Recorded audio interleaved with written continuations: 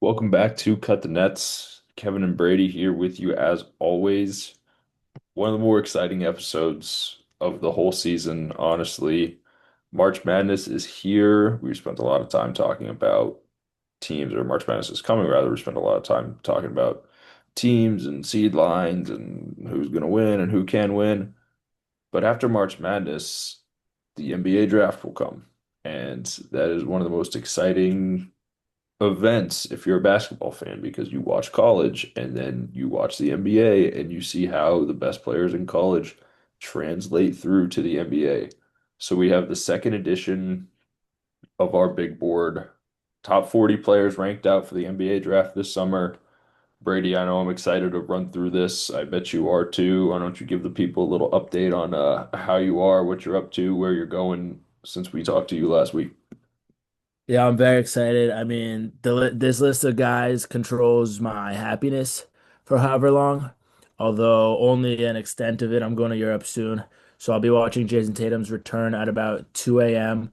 I'll be tapped into the conference tournaments at about midnight there, time difference wise, but that's going to be worth it. I'm very excited.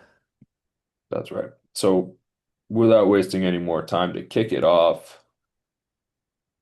AJ DeBonsta stays in the number one spot. I mean, that's only because the best of ability is availability still. Right. And that hasn't changed since the last time. And it's just a little weird to us as fans of the game who watch enough games to know that we want to see the best players compete against the best players. Once we don't see Kansas's best player out there, and we do see Mhm. BYU's best player out there, why would I not pick BYU's best player if it's close enough, Which it definitely is, obviously. Yeah. Last time we did this was January, maybe. I was at home. We were both at Yeah. home still, right?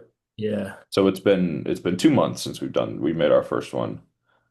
I kind of said then that the Darren Peterson, the injury stuff will blow over. He'll be able to play more. He'll be first later in the season. It hasn't really blown over. I know I think it's a bum I think I did mine hamstring. first. You. He's still not playing a lot. He's got his bum hamstring that he tried to come back from too early, just like for the sake of playing, and it's kind of hurting him. And last night he had his worst game of the season. Then resulted in a loss. Hmm. So I agree there. AJ's good enough to go one. He goes one in any other draft, relatively speaking. This is a loaded draft class, and I'm still throwing him one right now. Yeah, AJ is also so unique. Like we don't have in the NBA a 6'9" downhill scorer at such a prolific rate Yeah, we and don't. like tough shot maker that he has been. Now his team isn't doing amazing. They have injury trouble as well, but he can really fill it up and take over games. And I think to put him in the one spot based off like just pure talent on the offensive side of the ball, and then the size measurables are awesome too. I think it's fair. You could teach him what he needs to learn. He gets to the NBA and he gets drafted by whatever. It's not going to be Utah, but I'll use Utah.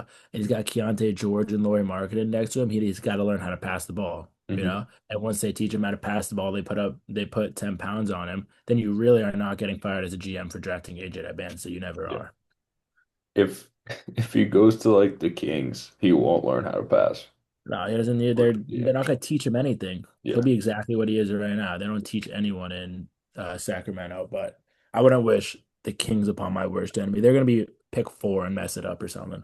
He's he's got the shot to go to Indiana, Atlanta. Now all these top guys do because we don't know how the lottery is going to shake out. But for a player like that, if you go to the Kings, you like don't have anything to come to. Yeah, They're that the, stinks. they're the Kings. But like if you go to some of these other teams that are picking high, then like there's a little bit of substance there. Even Utah, who's been trash, like they got players. Yeah, no, it's true. They actually are So close enough. Darren Peterson's number two, as we revealed. If we're saying who's the best player in the draft, We're just the purists, like, yeah, like he's the purest, but he doesn't like basketball. right, that's the thing. And you look at him and you already see a professional basketball player. AJ, you see like, oh, maybe he needs 5 pounds, maybe he needs to pass. Darren, you see a professional basketball player, but most professional basketball players, and actually most people everywhere show up to work. And that's just like the question mark. It's a little weird to me. It's a little weird to you, obviously. Yeah, I do believe that he's got an injury, he's not faking it. But I do believe that some of these other guys down the list would be playing a little more on said injury. He's very cautious. It's a little weird. yeah. Um, and that has him at two. Poor guy gets drafted two. I think it's weird he might be cautious based on like his draft positioning to not get Mm, more hurt. But I think the amount of caution he's taken is also kind of impacting his draft positioning because he's just like, yeah, we're not seeing enough of him, and this is not a draft where it's a runaway at the top because the top is so good. right. And It's number three on our list is going to win Player of the Year for that's a just pro. for the record. That's a professional basketball player there. And he hasn't moved from three. We both had him three here because he's not one and he's not two. And that just puts it into perspective how deep this draft class is really. Yeah, Cameron Boozer is going to be fantastic, though. I mean, he's He's really got good. professional feel on both sides of the ball. The movements sometimes are a little slow, especially with the help defense and with the just the shooting motion is a little slow, but I think the adjustments are there. The game IQ is there, the rebounding is there. He can do everything. He's basically done everything for Duke, and Duke's metrics are ridiculous. The release point is slow, but that's a good thing. He's a four and not a two. And he plays like a true four, I would say, because he's a little undersized for a five and a little slow for a three, but smart enough to play any position on the court, really. And I think Mhm. that's why you draft in the game IQ. He impacts it pretty much everywhere. He crashes the glass, can score at will, can hit his free throws. So it is impressive. I'm pretty sure he's a good defender as well. But Yeah, it's no, I, obviously I against I college think he is kids too. in the ACC. Yeah, hopefully he's gonna be have to be switchable in the NBA. I think if he really wants Mhm. to be like a super high level defender, I don't know how much he's been taxed with staying in front of guards. Duke has good Yeah, I perimeter agree defense, 100%. but He's that's gonna be able to, he's gonna have to switch down, like you were just saying. yeah. He could stay on a center and keep his hand straight up. If this center scores on him, center scores on him. Yeah, exactly. Just stand there. Um, he needs to be able to switch on to a guard, but I don't see that as an issue, at least as he's still 19 years old or Yeah. whatever he is. Number four, the currently injured Caleb Wilson of North Carolina. I think he should be back soon-ish, hopefully before the tournament Yeah. at least. It It's the was same like 4 weeks that a hand thing or a finger thing. it's like what Seth Trimble just had, I think. Yeah, He was out for like four, is it like 4 to 6? Seth did it in like four. yeah. He's not leaving the fourth rank because he's hurt. Like he's really, really good. Yeah, I mean, because his build and how he plays the game is so different. So once the Kings actually do slip to four and they see, oh, we can get different, like maybe this kid can be like the next whatever, you draft him. And he's really not a question mark like I'm playing him out to be with Yeah, that example. But just like he's a specimen, really. They could try to teach him. I don't know if the Kings teach anyone anything, but they could try to teach him to like step into one, maybe get to your yeah, midi spot instead of all this running and dunking, try to protect his legs sort of thing.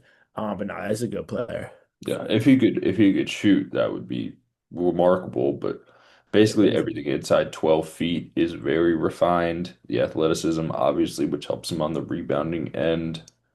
His defensive activity has actually been what surprised me the most this season.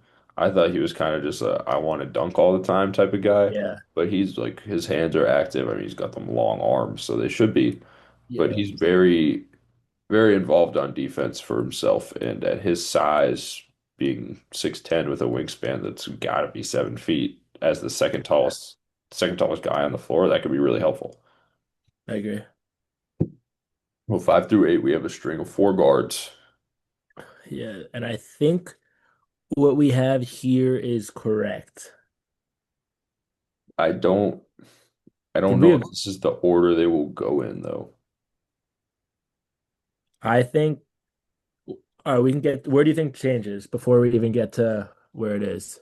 I think who we have six doesn't go before those other two guys because I'm not I the one disagree. I picking. disagree. I disagree. Because I'm not the one picking. If I was the one picking, it would be a That's different fair. story.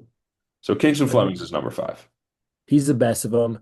He's not best is relative. I know I texted you the other day, like all the guards, even getting to Bennett Sturts down in the teens or wherever, are like collectively the best at something on the court compared to the other guards, which is like Mhm. so impressive. Kings and Flemings, you see him, he just runs on a motor that they all run on, but it's different. Like there's levels to it. He's super brilliant and he's just like built like a pro. He came out of nowhere, kind of. I mean, Mhm. obviously, Kelvin Sampson wouldn't have said he came out of nowhere. He was a whatever star out of high school. But yeah, he's actually special. He scores on every. He's athletic. He can hit a three. His 3-point mechanics are a little weird, but that's the NBA. They fix it. Hopefully, they don't mess it up Markel Fultz style, so they Yeah. don't do too much to it. But no, he's a good player. There's not a lot you need to fix from him. The first step in the athleticism at his length, 6'4", and honestly presenting bigger than that most of the time, you can't teach. And it Yeah. helps him get to a lot of spots where he's taking good shots for him because he's practiced them. And he Mhm. looks really comfortable doing that. So I have him as the top guard too.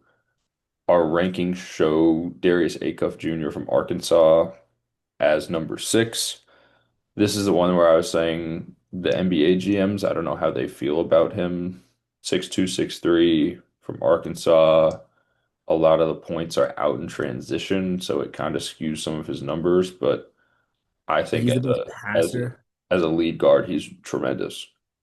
He's the best passer, and he's a substantially better defender than the next two, Yeah. who are obviously going to be Wagler and Mikel. He's the best passer. He does everything. He has a 50-point game. I just won't get ahead of myself in terms of scoring because they all score. They all have 40-point games, actually. Um, this kid's special. He's on a team of all 5 stars, pretty much. Just obviously dating back to DJ Wagner, who is like 35 years old at this point, but they're all 5 stars. They're all trying to do the same thing. They all have the same egos. And he just came in and proved that he was the best of them all. It's very impressive. Yeah, and the best by a lot too. He's their leader. Mhm. Yeah. He doesn't always score the most because they have guys that have other offensive talent, Yeah. like Malik Thomas, who we'll talk about near the end of this list. But also the effort and intensity on defense is something that he presents most of the time that kind of goes swept under the rug in the Yeah. SEC, especially if you played for Alabama. So I like Acuff a lot. I think maybe when we get to Mikael Brown, there's more things for NBA teams to be excited about, or at least what we saw in high school.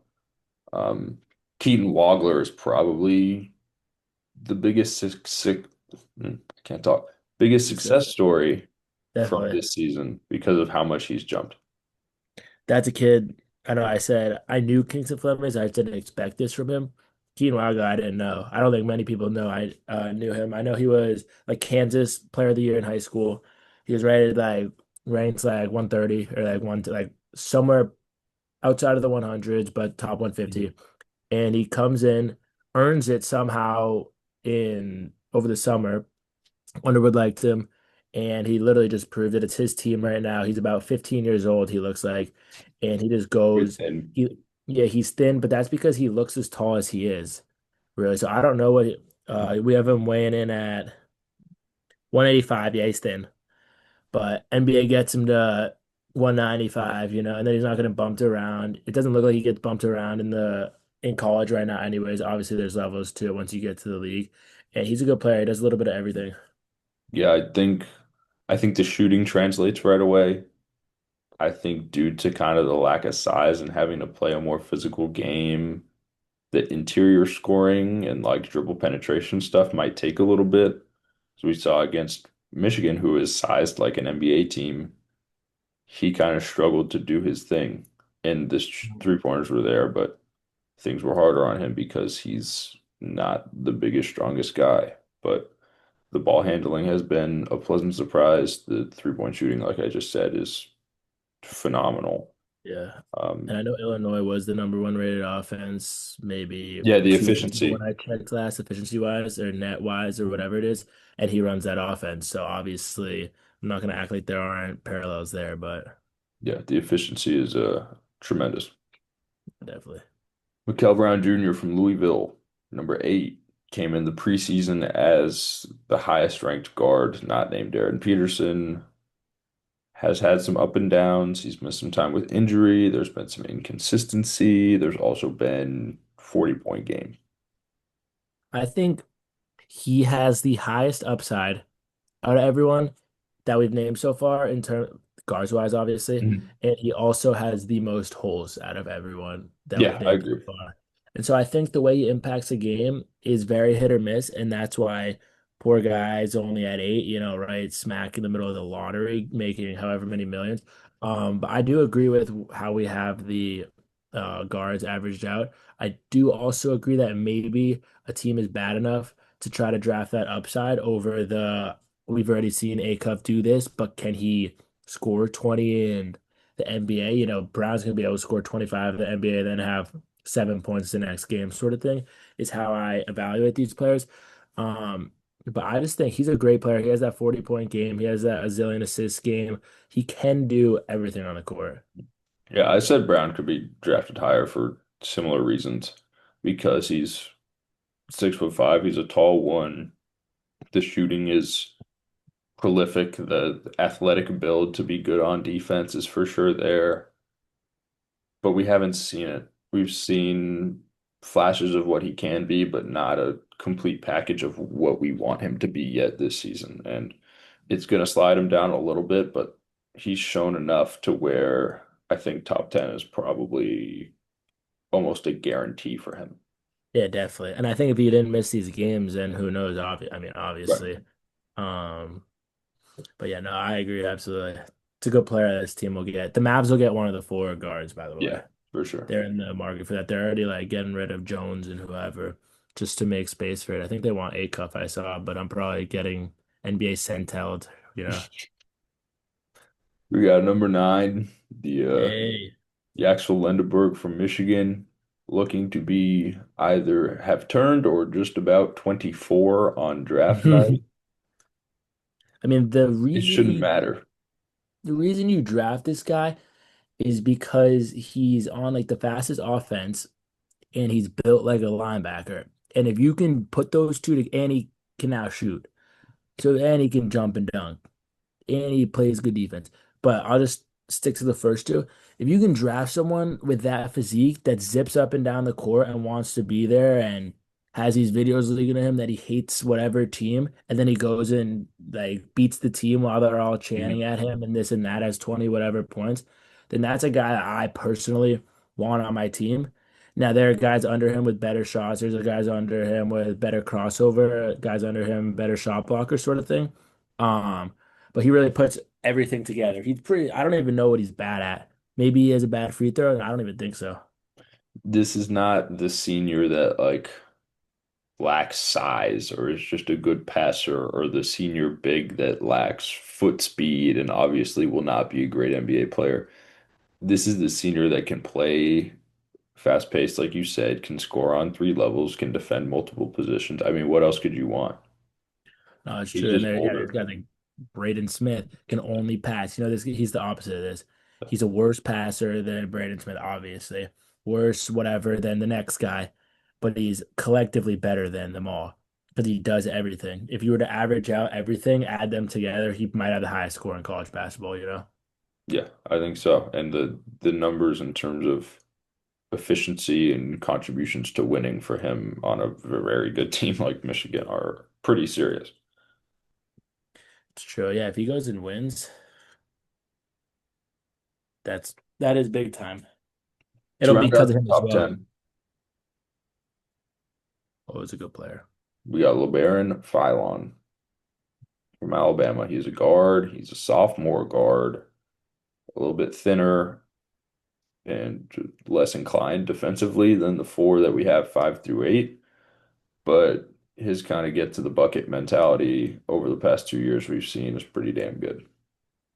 I mean, he doesn't play defense, but nobody on that team does. And they Yeah. get a lot of looks because they don't play defense. And they're probably, I've now called like four teams the fastest paced team, but they like, actually might be. They score 100 points every game, and they'll either lose 105 to 95 or they'll win 105 to 95 sort of thing. But he can score and he could genuinely have a third of that team's 100 points any given day. It's very impressive. The way he plays, you would guess it's inefficient. It isn't, I It's don't not. think. And he's competing for the ball with Aiden Holloway, another good player, and the team's his. I think my reason for why Phylon is kind of a step back from these guys is because of the skinniness, for lack of a better word, and the one-sidedness. His ceiling is not elite starting point guard. Yeah, His ceiling is like point guard surrounded by more complete players or sixth man Cam Thomas type scorer. I agree. I was just thinking that the reason he's a tier down is because in my head he's coming off the bench right away, Yeah. and I don't really know why that is, but it might just be balance. No, I think that's right. Or I think he is more likely to come off the bench than any of the guards who are ranked above him. Hmm. Yeah, I agree. So 11 and 12, we got two interesting guys for sure. We got two freshman forwards that are very different. 11 is Koa Pete from Arizona. 12 is Nate Ament, who climbing back up the list, Mm, Tennessee. absolutely. Um, Start Cole Pete, just a little awkward because the reason it's awkward is because he's so good, but it's awkward because he's what, 6'8" maybe. They got him. Yeah, 6'8". 6'8". And he pretends he's 6'11". He's trying to bump everyone, and he's got a mid range, but he doesn't really step out there. And he's got a nice touch, but it's not really like a strong and one sort of touch. And he can throw it down, but he's preferring to just lay it in and get the two, you know. And he's a good defender, but not packing him off the glass. Stuff like that that makes you think like, I wonder where the NBA guys will be like, focus on this. We're gonna make you the best this in the league, sort of thing. So that's why it's just there are question marks around him, but he's really good. Yeah. Like I wonder like what direction does he get taken in, basically?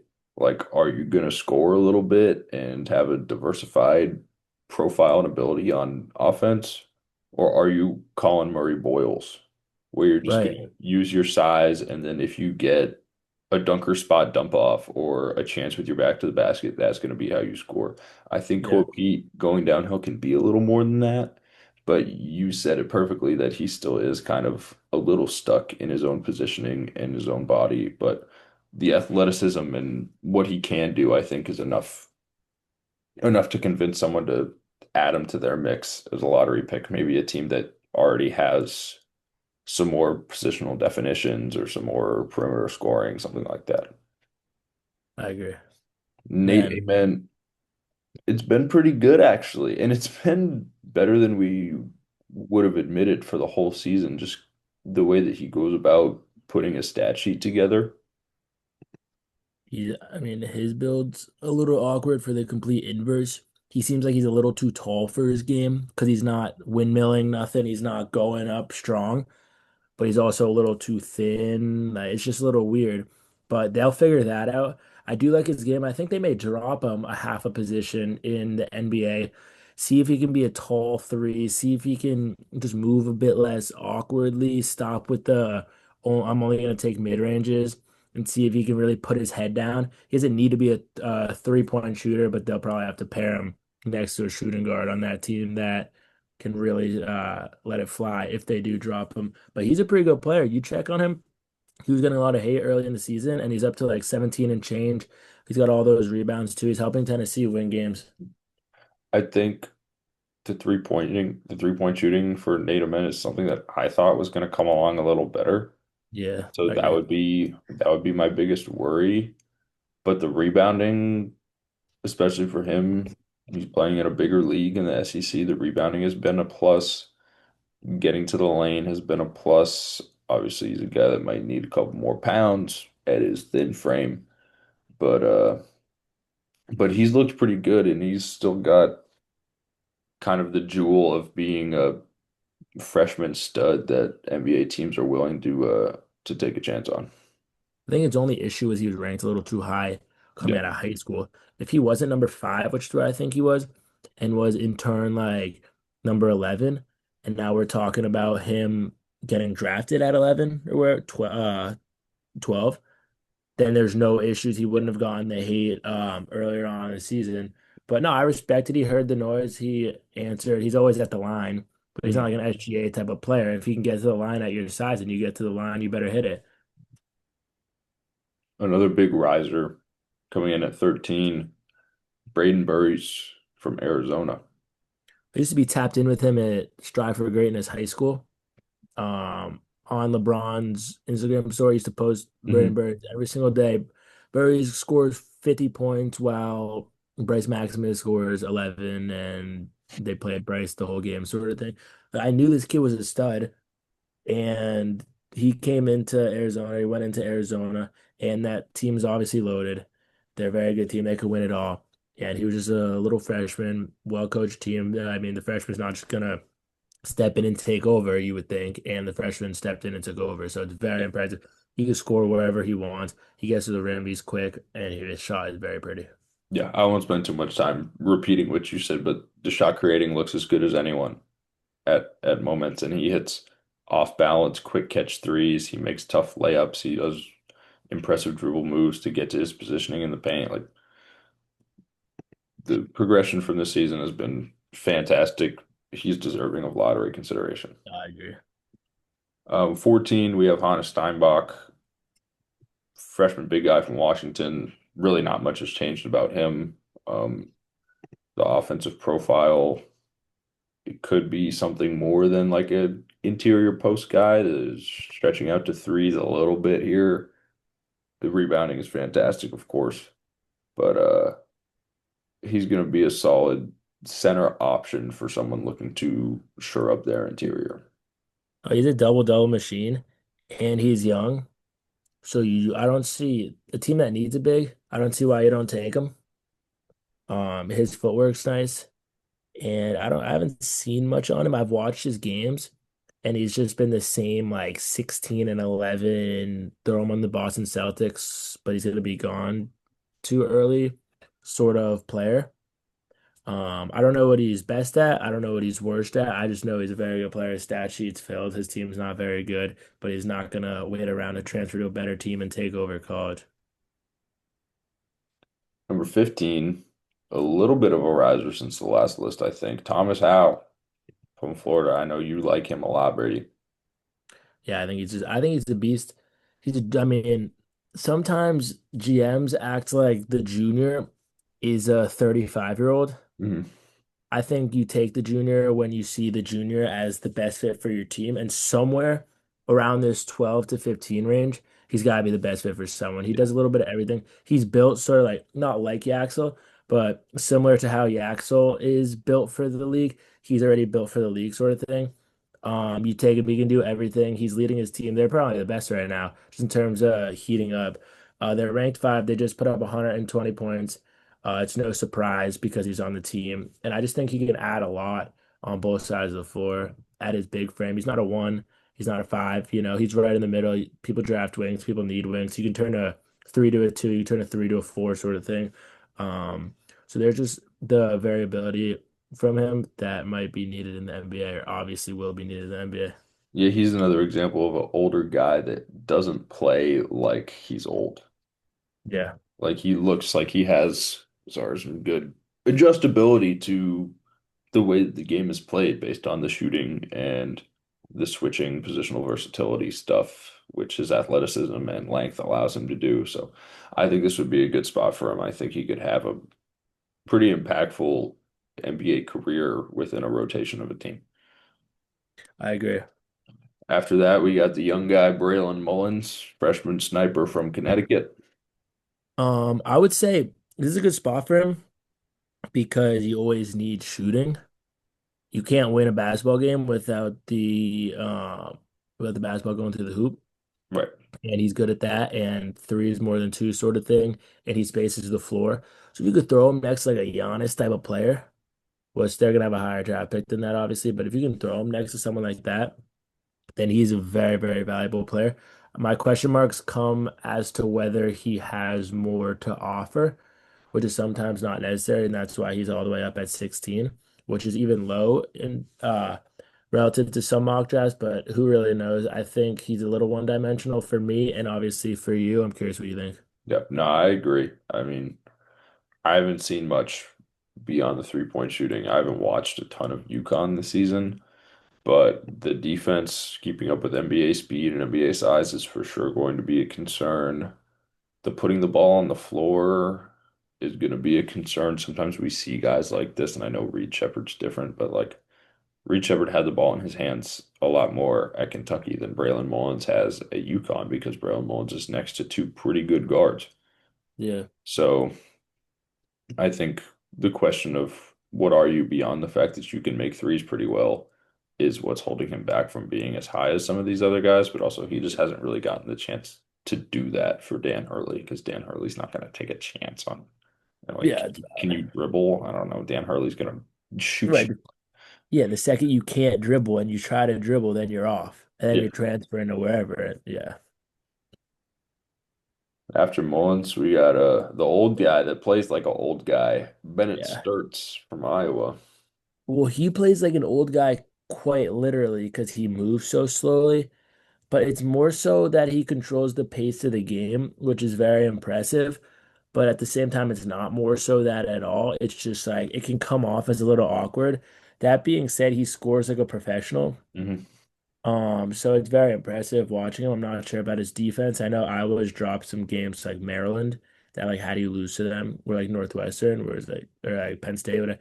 Like quite literally, how do you lose to them? You're their only Big Ten win sort of thing.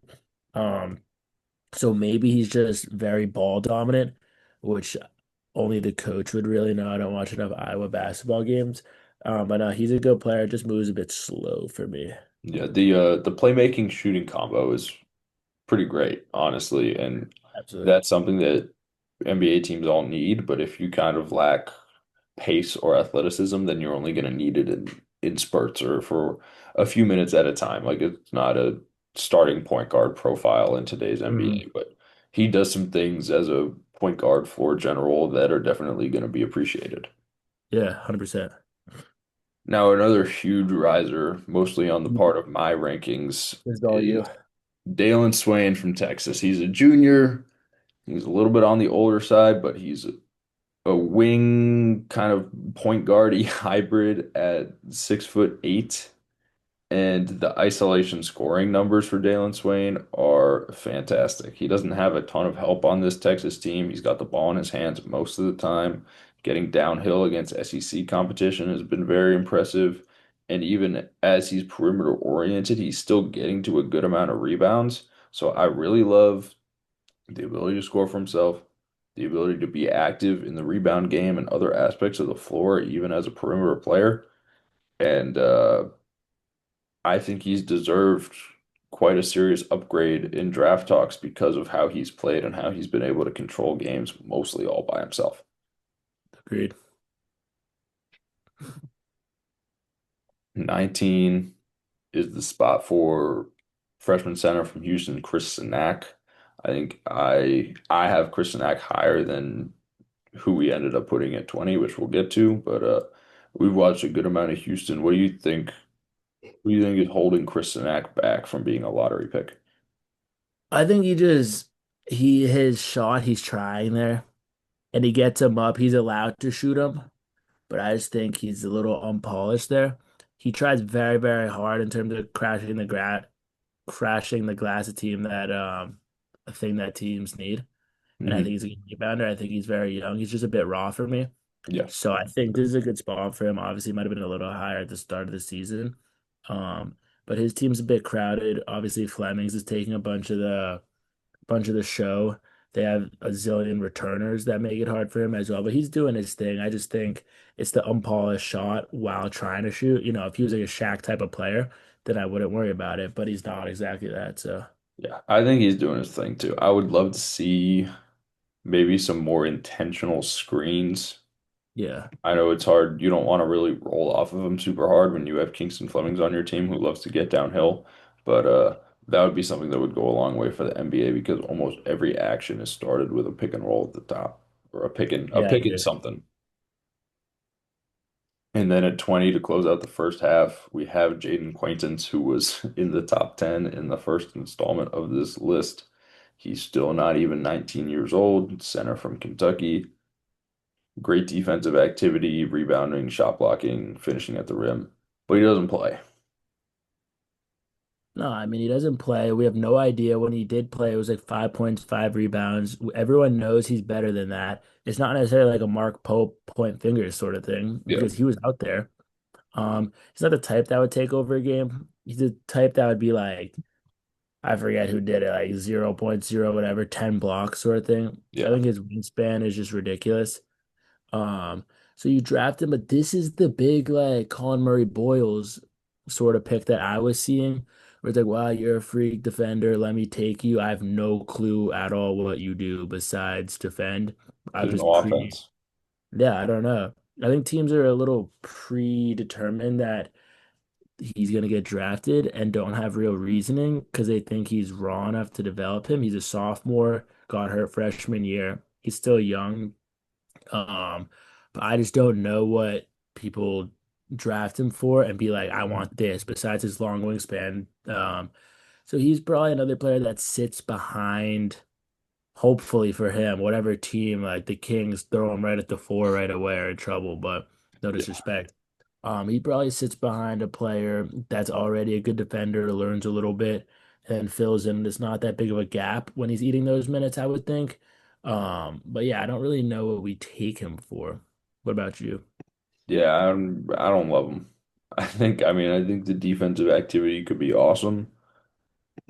I just don't trust him because he's been hurt, and then the rehab was troublesome. And maybe if you just like give him a bunch of extra time to really take his time with stuff and not try and rush him into a season, like he could play only G League games his whole rookie year Yeah, for health and what do you do for me when you have the ball or on offense reasons. So I'm not as high on him as I once was just because I want to see him play more because that's the best way to get more comfortable.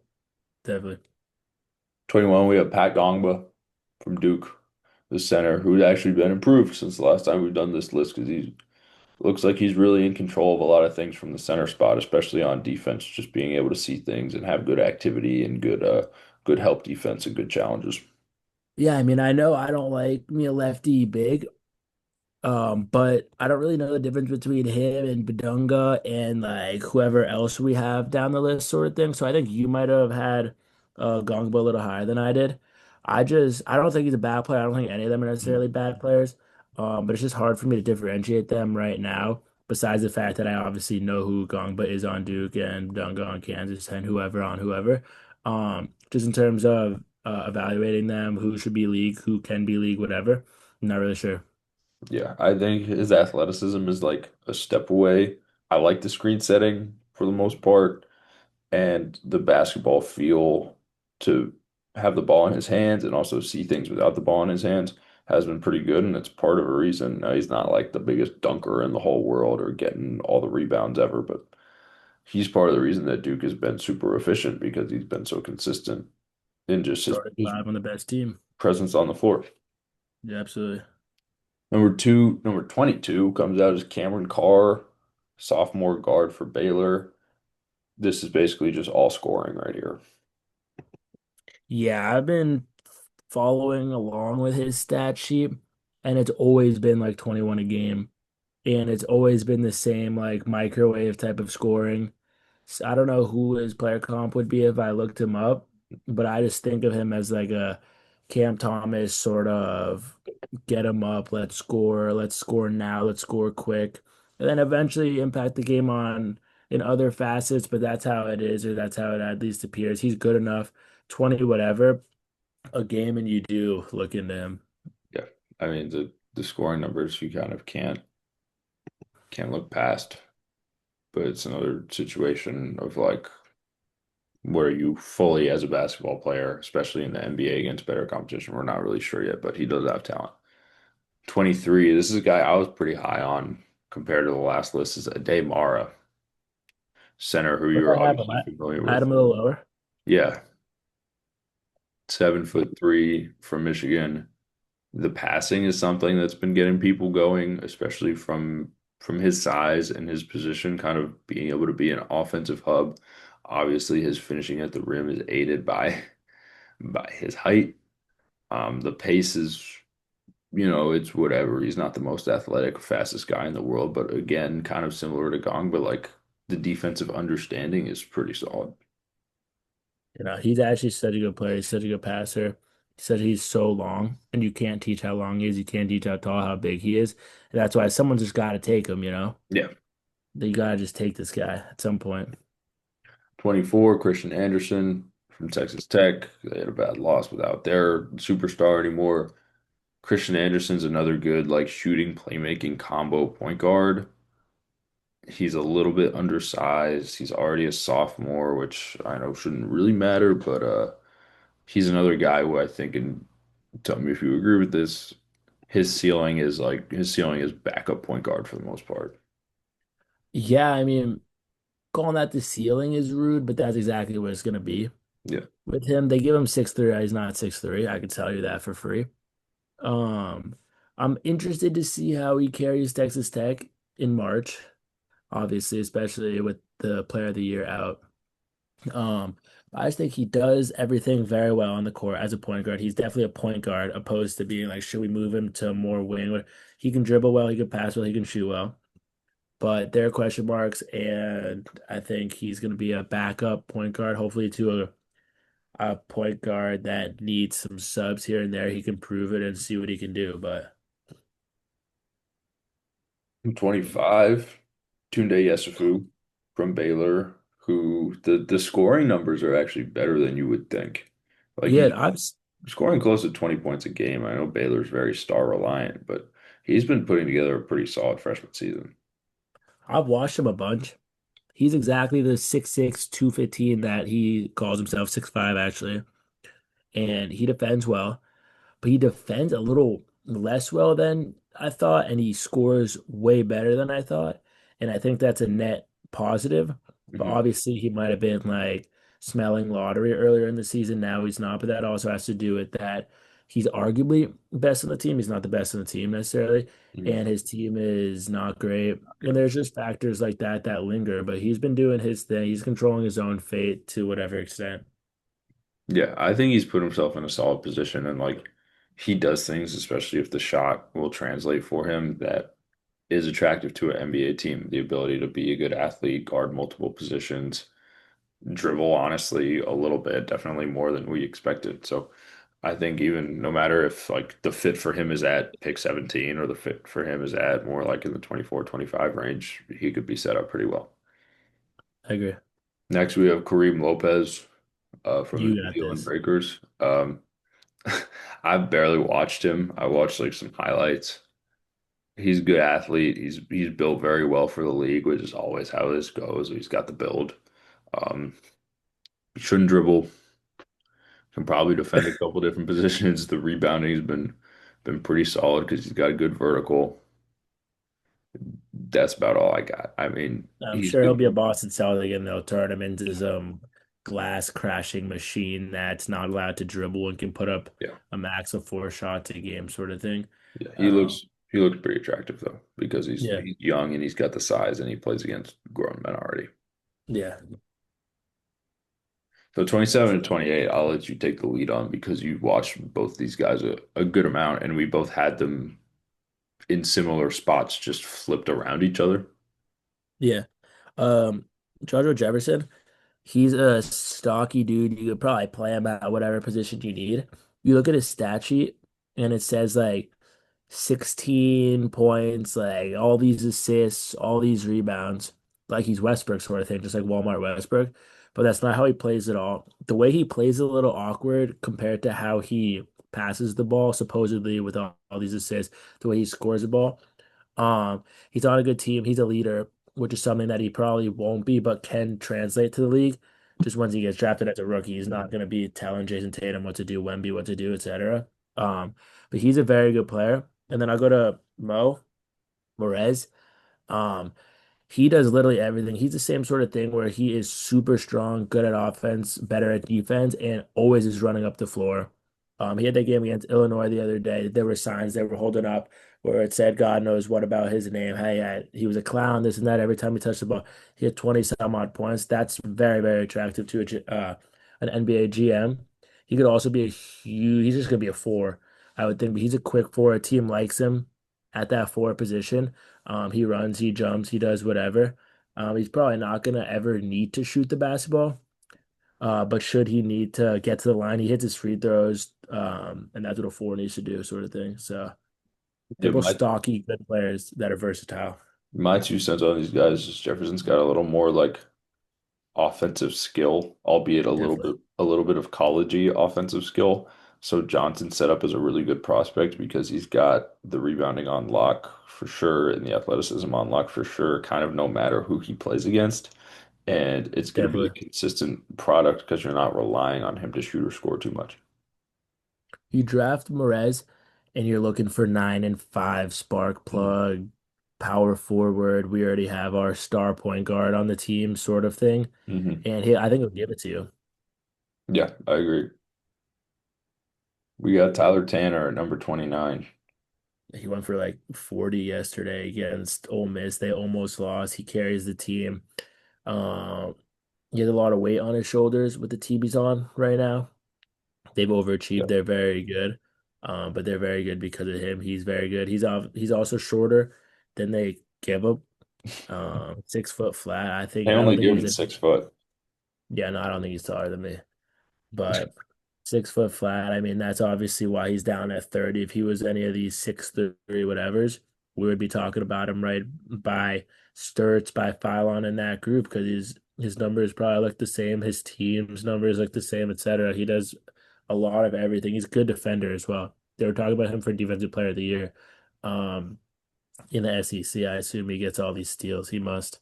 Yeah, especially for his size is super impressive. It's kind of a question of are you going to be more than Jose Alvarado in your career, which I Yeah. think he has the ceiling to be because the shot for the most time is there, the tough shot making is there, the passing is there. So he's counted out obviously by us and by everyone because of his lack of size, but his complete profile as a point guard really is pretty impressive. 100%. So speed run the last 10 because well it's or the last 11 really because well it's the last 11 and it could have been comprised of so many different guys. Yeah. Henry Vesser from North Carolina, the center, actually a pretty good prospect. Good prospect. Nice top of the key three. Can grab a rebound. He's pretty good. Yeah. Malik Thomas at 31, freshman guard from Arkansas. Microwave scorer. He's long. He plays the three, but he scores like he's a one. Gets all these shots up, hits the shots. They're silly shots some of the time. So it depends on what coach drafts him. He won't be a Joe Mazzulla type of player, but Yeah. someone will let him shoot and they'll go in sometimes. Yeah, I mean he can be a bench scorer for an NBA team, I feel like. Definitely. Especially when with his shooting coming along and he's got a little bit of comfort with the ball handle, so he's got a spot for sure. Definitely. You take the next two. I got CB Edge for. Zuby Edge 4, 32.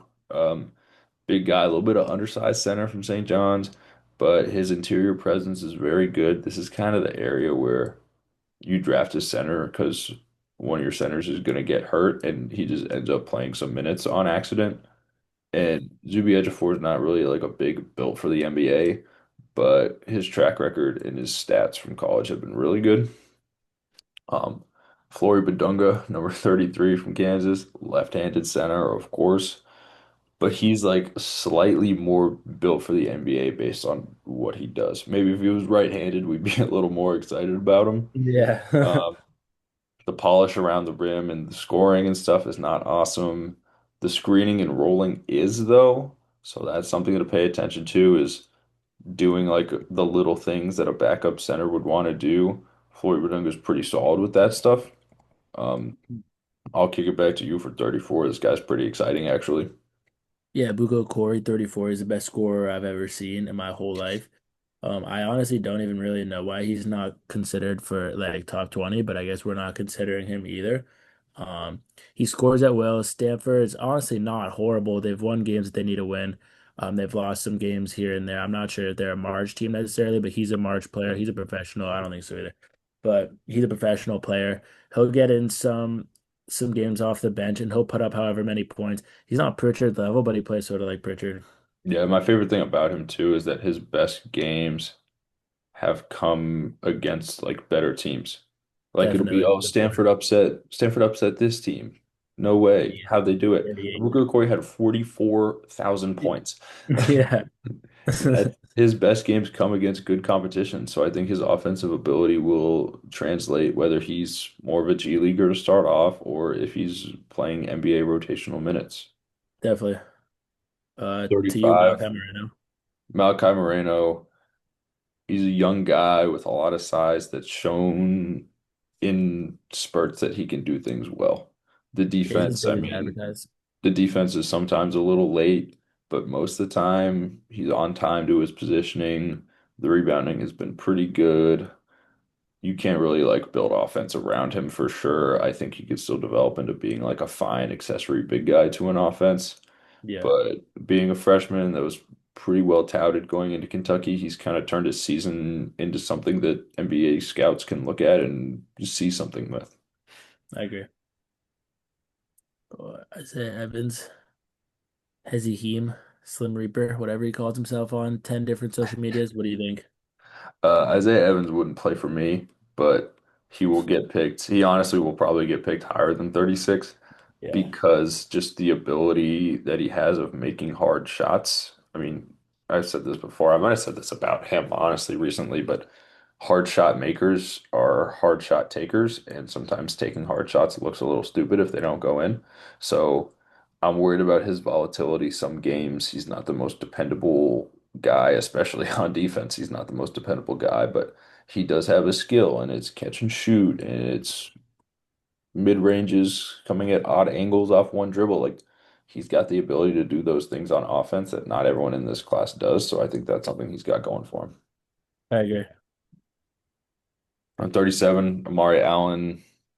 I haven't watched much of him. He's also kind of at an awkward position. I don't know what you've seen or if you've seen much either. I haven't seen much. I have heard his name, so I watched into him, sort of thing, when I was watching Alabama, and it just wasn't the Amari Allen show. But I did hear his name called. He was pretty good here and there. I think 37 or where, yeah, 37 Yeah. is fine. Someone will, one of the Brad Stevens sort of thing will see more out of him than I see. But I Yeah. don't, that's why I'm not a GM and Brad Stevens is sort of thing. Yeah. 38, Dame Sarr, kind of Isaiah Evans' opposite. Will play together on Duke.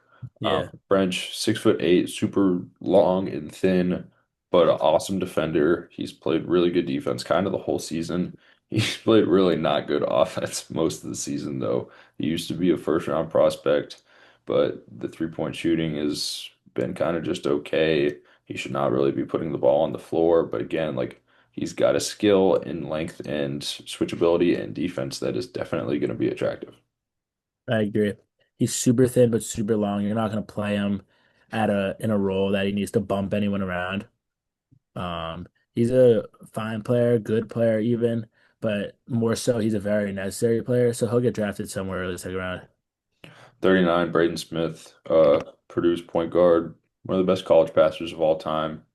He's small and he plays old. This is kind of the guy we were talking about, the senior that you aren't as attracted to because of their play style and how it's not translatable. 100%. He's definitely one of the best passers probably ever in college. He might be the best. It's a little crazy, but definitely one of the best passers ever. He could break the record. I don't know how far out he is. Mhm. His team's going to be in the tournament if that counts.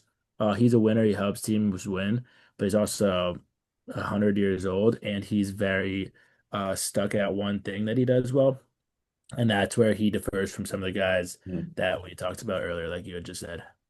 Yeah. Um, yeah, I agree. I like him though. I mean, he'll get a chance somewhere just because of his college success, which usually No, happens definitely. to Look at guys the that cup. Yeah. that win the table. You finish it up here with 40 with Elijah. I thought he was going to be so insanely good, and they just hadn't played. He's been hit with this and then hit with that sort of thing. It's unfortunate. He's really good. He's really raw. I wonder if he even goes. He probably has an ego because of his dad, because of himself, whatever it is. So I'm sure he'll go. He's a huge question mark. Someone will gamble on him, maybe earlier than 40. Um, but 40 is the safe spot to take him. That's pure scoring. He's similar to Malik Thomas, even. He can get downhill a little bit. He played a whole season. He'd be higher, I'd Yeah, anticipate. I agree. He's a project, but he's got a good build. He's got some comfortability with the ball in his hands. He can score at multiple different levels. It's unfortunate that he missed so much of the season because he'd be higher in the mix, probably a first round prospect. But 100%. yeah, if Elijah Arenas goes and his kind of return to his form might look different if it's NBA G League as opposed to being a college player, but that might not be a bad difference. 100%, I agree. Well, that is the second installment, probably second of three at least, that PSN will Definitely. release as our NBA draft board. For us, this is the most exciting time of the year when we see who's going to go where and how it's going to fit and how it's going to all work. So, Brady, you got any final thoughts before we post this board out to the world? I would just say go Mountain Hawks round two Thursday. I'll be I'll be in movement going to Europe. Won't be able to tune in. They have Holy Cross. Should be able to win. Kick their you know what last time. Uh, then it's really just Navy in their way. Colgate's in their way a little bit here and there, but we'll see. Go Mountain Hawks. Go Blue, etc. Thanks. Thanks very much. The priorities, of course, of And Lehigh, Michigan. Jason Tatum's coming. For Yeah, all those Jason watching Tatum's that coming. aren't fans, Jason Tatum's coming. It'll be soon, and it'll be really exciting. Well, Yeah, we thank you guys for tuning in and kind of going poll to poll down the list with us, and we will see you next time. Talk a little bit about the tournament. absolutely.